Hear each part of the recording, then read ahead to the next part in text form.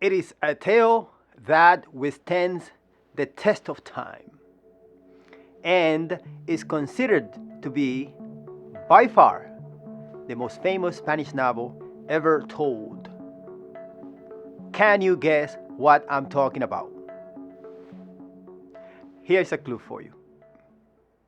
La libertad, Sancho, es uno de los más preciosos dones que a los hombres dieron los cielos. Con ella no pueden igualarse los tesoros que encierra la tierra ni el mar encubre. Por la libertad, así como por la honra, se puede y se debe aventurar la vida. Y, por el contrario, el cautiverio es el mayor mal que puede venir a los hombres. Well, I am not gonna let you wonder for long. It is none other than the legendary story of Don Quijote de la Mancha, the incredible novel by Miguel De Cervantes Saavedra, considered by many the most accomplished Spanish author of all times. And to prove the point, I promise that I will recite for all of you a selection of the most critical parts of Don Quijote de la Mancha in Spanish later on this recording. Stay tuned until the end of this presentation for that and much more. Now, do you ever wonder what makes this novel so special and enduring? These are some of the interesting topics that I will be talking about today on your channel for math and language.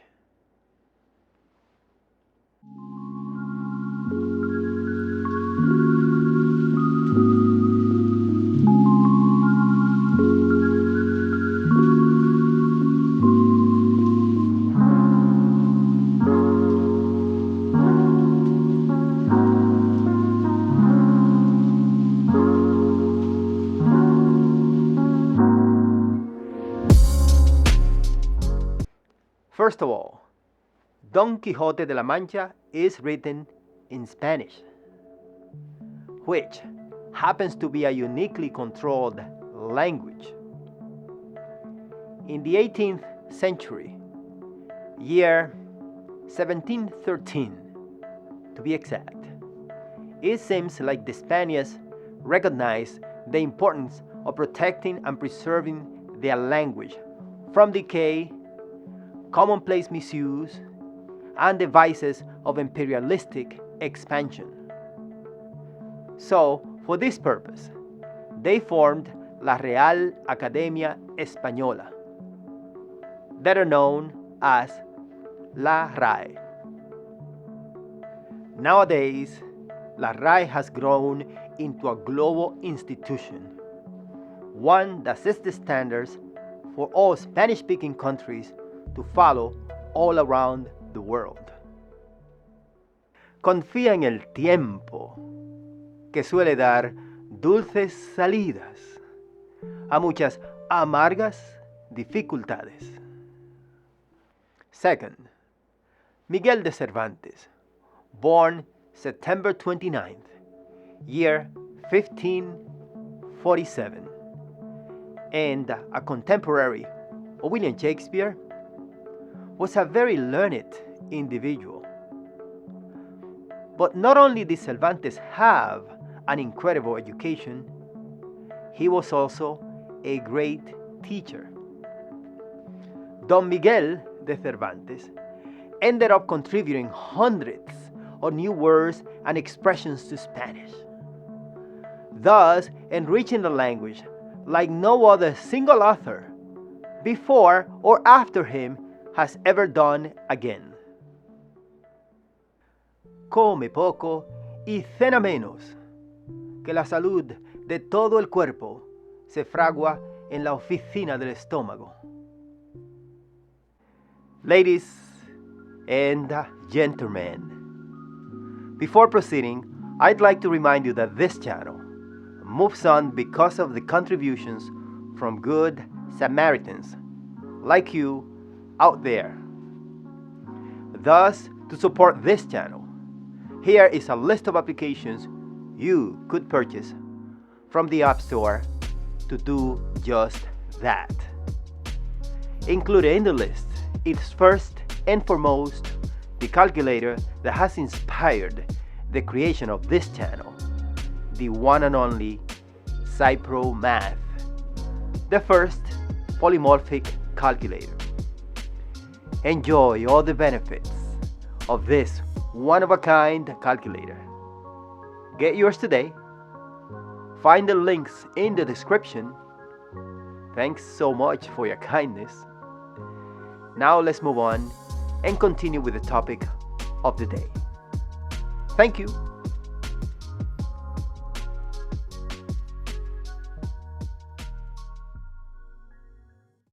Third, Miguel De Cervantes was an outstanding poet, playwright, and novelist. Many scholars refer to Don Quijote de la Mancha as the first modern novel.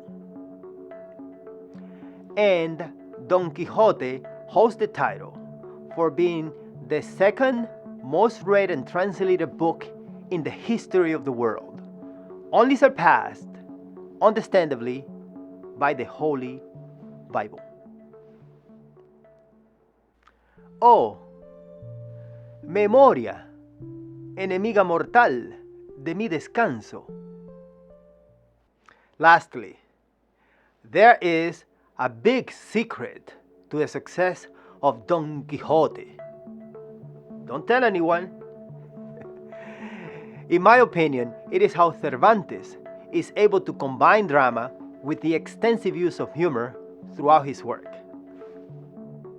As you read Don Quixote, also known as El Caballero de la Triste Figura, meaning the knight of the sad figure, you will marvel at how Cervantes is able to tell the story in such an amusing, witty, and funny way. I have some fond memories of my experience while reading El Quijote. At times, the story was so funny that I literally had to stop just to laugh, almost falling on the floor, before I could continue on with the reading. I am telling you, it is quite a challenge to read the story with a straight face. La razón de la sin razón, que a mi razón se hace, de tal manera mi razón enflaquece, que con razón me quejo de la vuestra fermosura. Hello, fellow humans. Roberto here at your channel for math and language. First of all, I'd like to wish you health, joy, and lots of blessings today, and thanks for joining us on this occasion. Today's topics is the impossible translations of the Spanish language. In focus is Miguel de Cervantes, the author of Don Quijote de la Mancha, the greatest novel ever written in the Spanish language. We will take a first-hand look at different fragments from this masterpiece.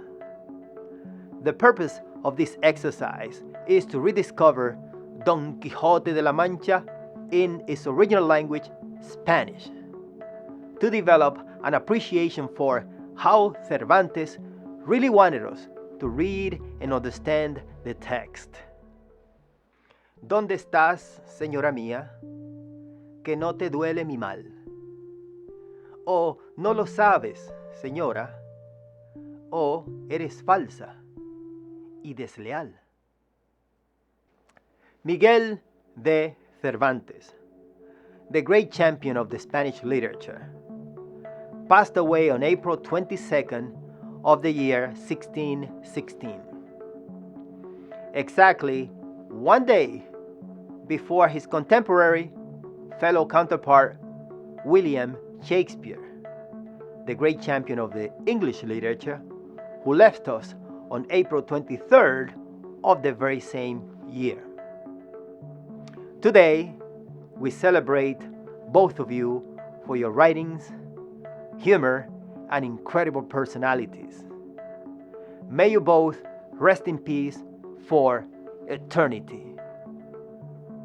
Now, without further ado, let us share some other fragments from Don Quijote de la Mancha by Miguel de Cervantes. En un lugar de la Mancha, de cuyo nombre no quiero acordarme, no ha mucho tiempo que vivía un hidalgo de los de lanza en astillero, adarga antigua, rocín flaco y galgo corredor, una olla de algo más vaca que carnero, salpicón las más noches, duelos y quebrantos los sábados, lentejas los viernes, algún palomino de añadidura los domingos. Consumían las 3 partes de su hacienda. ¿Quién menoscaba mis bienes? Desdenes. ¿Y quién aumenta mis duelos? Los celos.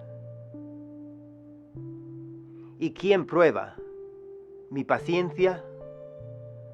Ausencia. De ese modo, en mi dolencia, ningún remedio se alcanza, pues me matan la esperanza, desdenes, celos y ausencia. ¿Quién me causa este dolor? Amor. ¿Y quién mi gloria repugna? Fortuna. ¿Y quién consiente en mi duelo? El cielo. De ese modo, yo recelo morir de este mal extraño, pues se aumentan en mi daño amor, fortuna y el cielo. ¿Quién mejorará mi suerte? La muerte. Y el bien de amor, ¿quién le alcanza? Mudanza. Y sus males, ¿quién los cura? Locura. De ese modo, no es cordura querer curar la pasión cuando los remedios son muerte, mudanza y locura.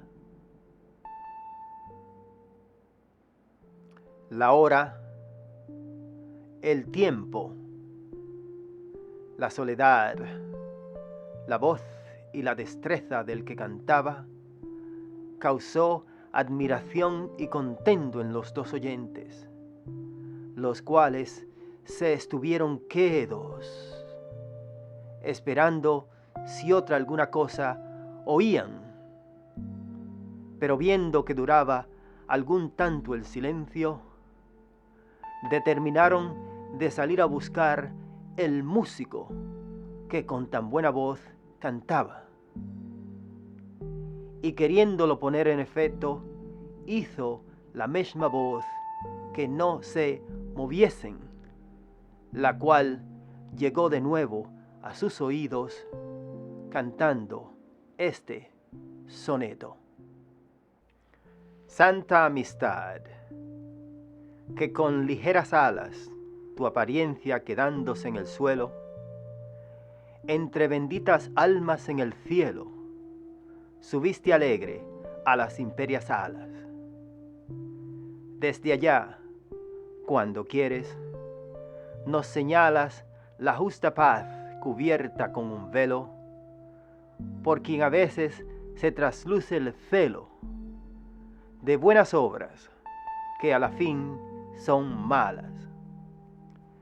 Deja el cielo, oh amistad, o no permitas que el engaño se vista tu librea, con que destruye la intención sincera, que si tus apariencias no le quitas, presto ha de verse el mundo en la pelea de la discorde, confusión primera.